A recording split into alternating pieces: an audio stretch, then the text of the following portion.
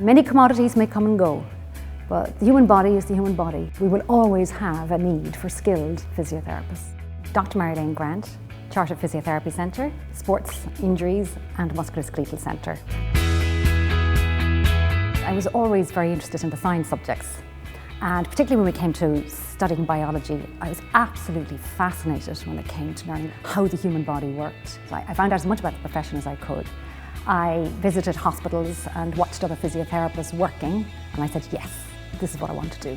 My uncle had an awful accident, and he was a young man. He was going to be a paraplegic for the rest of his life. And he was lying on a mat, and the physiotherapist was working with him.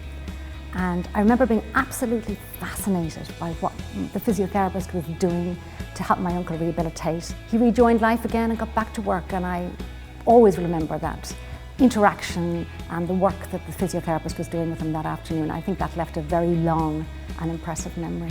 The opportunity to have my own practice is something I've really valued about a career in physiotherapy. It allows you to focus on areas that really interest you and probably to play to your strengths.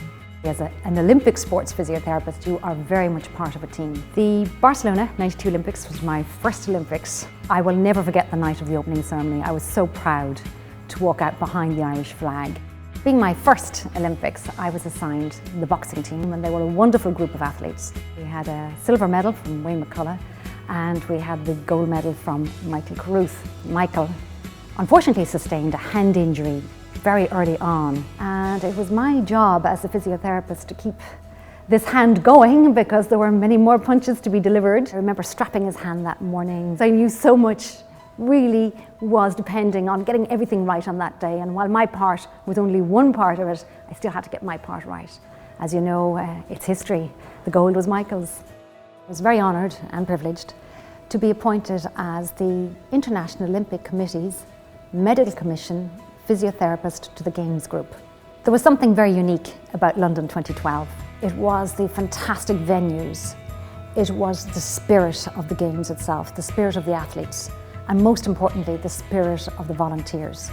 I was absolutely delighted and proud to see so many Irish physiotherapists and even graduates from this university here in UCD participate as volunteer physiotherapists. Irish physiotherapists are now recognised on a global stage. In order to gain recognition as a sports physiotherapist, there's no other way around it other than to gain the experience. You do this by working with athletes and working with teams. Because once you get the foundations right in any profession, you can then advance and grow your skills from there. I'm very proud to say that I graduated from UCD.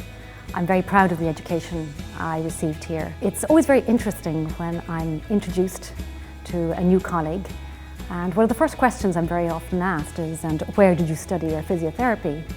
And the minute I say UCD, there is this connection.